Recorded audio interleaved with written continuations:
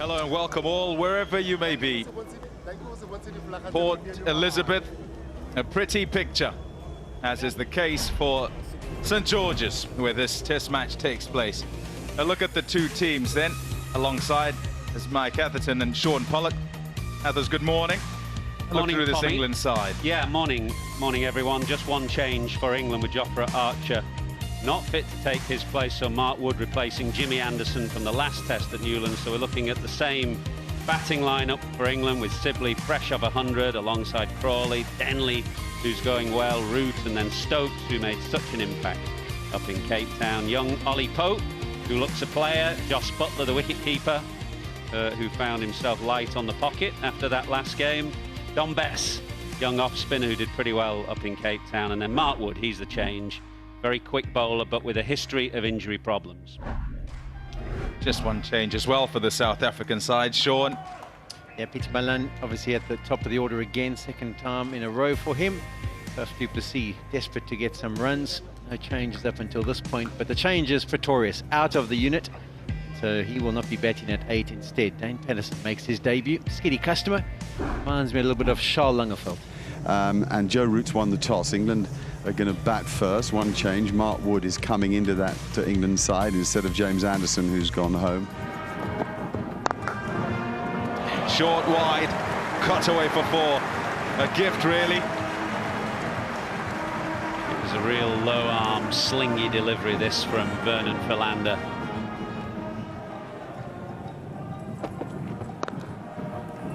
That's pretty well played. It'll run away quite quickly across this outfield. By the way, the ground looks a picture.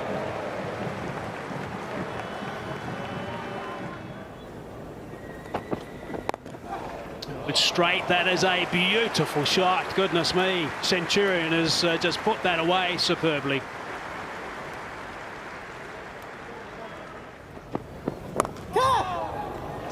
That's down to third man. Not where he wanted to go, but he's going to bank that boundary. A little bit of excitement there from South Africans. Brings up the 50 for none now for England.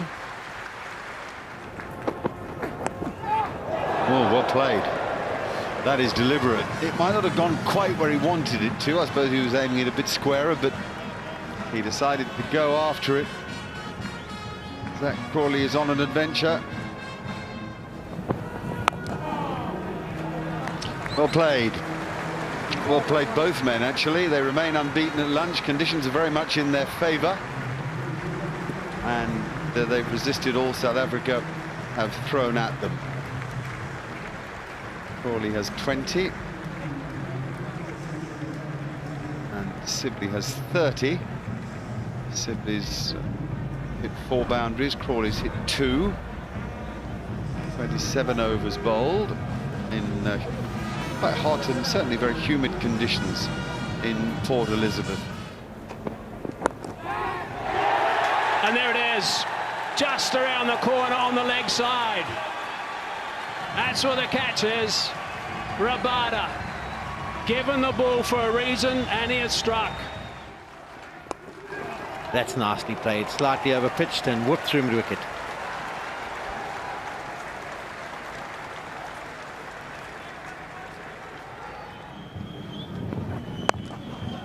Oh, lovely.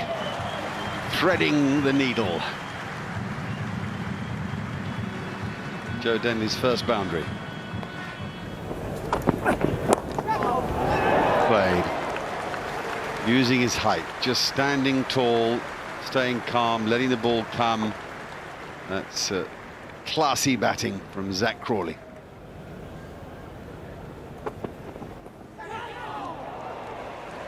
Just down the leg side, and he helps it on its way, Crawley. Away it goes for 4 and brings up 100 for England.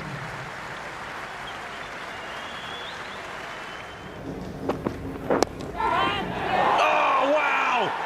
The plan comes together. It's a top snare. Rassie van der Dussen a backward point. Crawley gone. He's got that away nice and fine. Just running off the face of the blade for 4.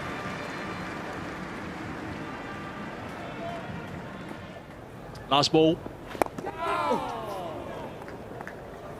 City point employed for that last delivery. So that is the end of that over. Tee has been called as well. There's no doubt the most impressive part about that session with the 2 wickets is the fact that they have a plan, as Sean and Mike have been talking about. They've got a plan. They picked up 2 wickets. Interesting dismissals with them, so that was good to see. Also the work of Maharaj, so good work from the South Africans. Oh, got to really go. Whoa, whoa, whoa. I don't think Joe Denley was alert to that at all. Root always looks for that single, but I think Joe was on his heels. That's Denley, Joe. Yeah, and the reaction tells you it was mighty close. Just one stump to aim at because it was bang on square.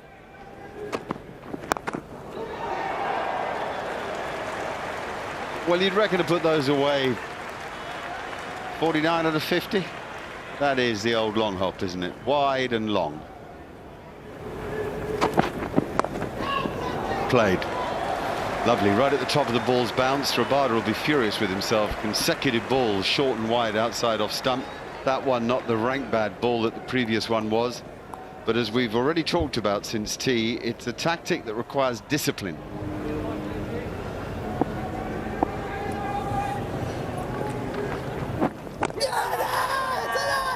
Well, I see what Quinton de Kock is saying. Pad first. And he may well have a point. Certainly 2 noises. The ball ran on with the arm. It's probably pretty straight. And Faf has reviewed, has he? He has, yeah.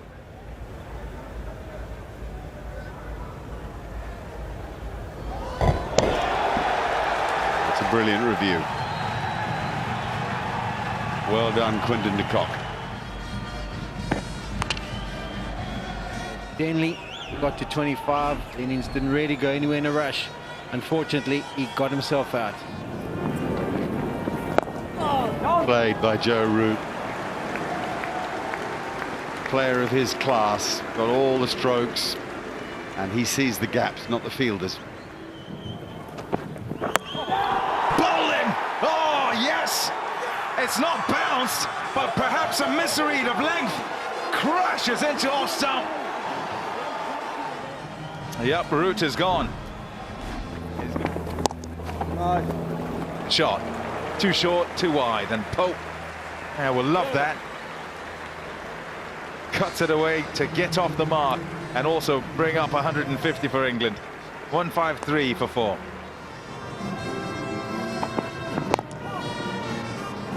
Well played. The full toss is looking for the Yorker, and it's punched away for 4.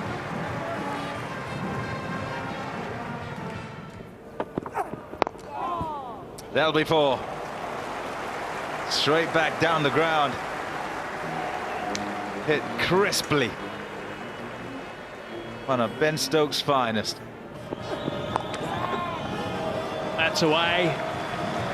And that's 4. That's a superbly controlled stroke from Pope.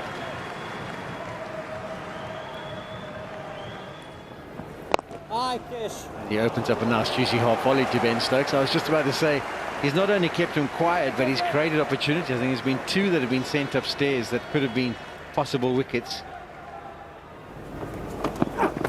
Over the top. Vacant area down there.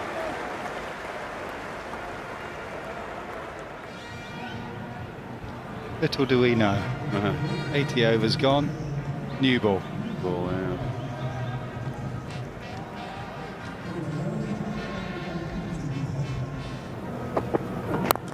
Oh, that's a gem of a stroke. Picks his spot. Yep. The flip side.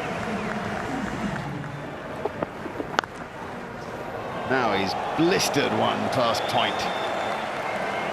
Oh. Terrific batting. The 204 for 4. It's well played. It's short and put away for 4. What a shot. Stokes again. It's well timed. On the pads, there were oohs and ahs, but he's just clipped it away for 4. It's 216 for 4. Up in the air, shouts of catch it. It's a long way in front of square. And away it goes for 4. The applause is for Rabada then, because nearly, very nearly, he wasn't in control there, Stokes.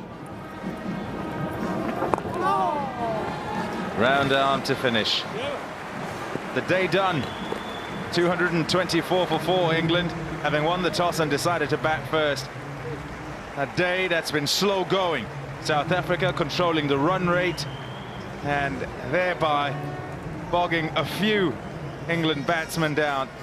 But England will be happy with their day because of this partnership right at the end. Stokes and Pope going quite well together. 76 as a partnership and doing some repair work. And the rate of scoring in the final session, the best it's been throughout the day. Okay, here comes Zach Crawley now, striding over here, early in his Test career. Played 1 match in New Zealand, batting at number 6 as a last-minute replacement. It was Joss Buttler who was unwell, and then he's come full-time into the side for the start of this series, so it's good to see him. Hi, Zach. Thanks for coming over. Good to see you too.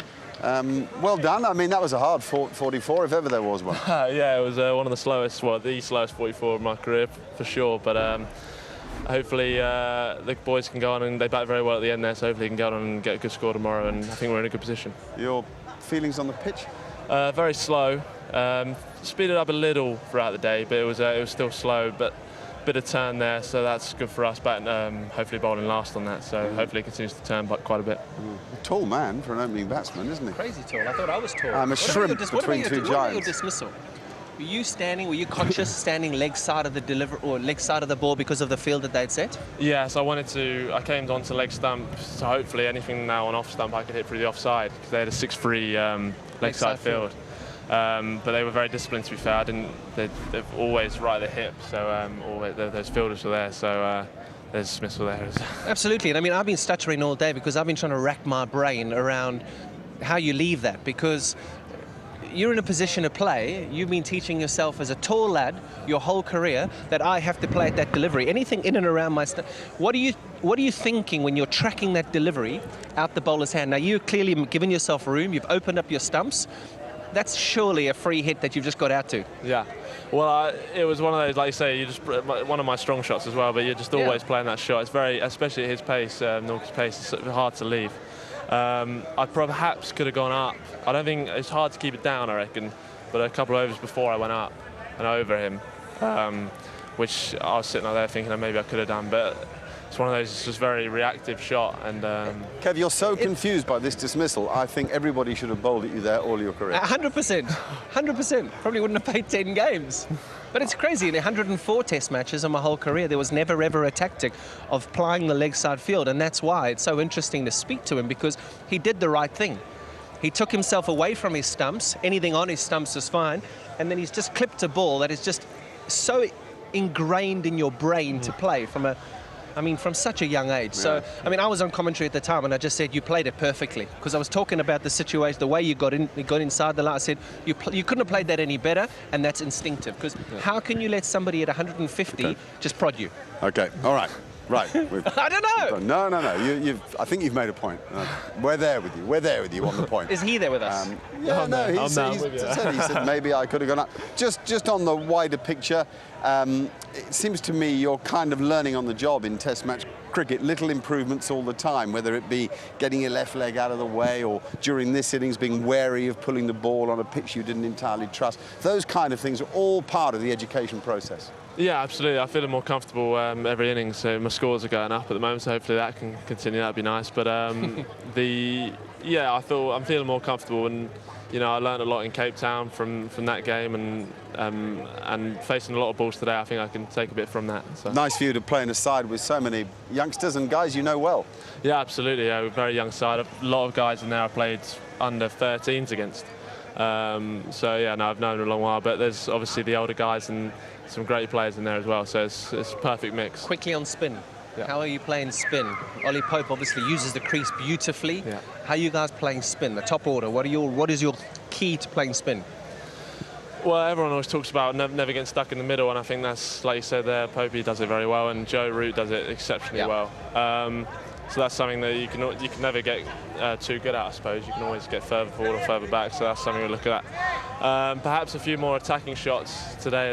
They had a man out straight away, and I'd quite like to come down and hit him over the top, but he had a man back there, so it was perhaps having a couple more shots in my locker, and You played lovely. You played nicely. Well done, Zach. Congratulations. Well. Don't go away, because I'm going to say goodnight while you stand. Oh, you are going away? OK, well, I'll say goodnight once you've gone then. Oh, that's what I was saying.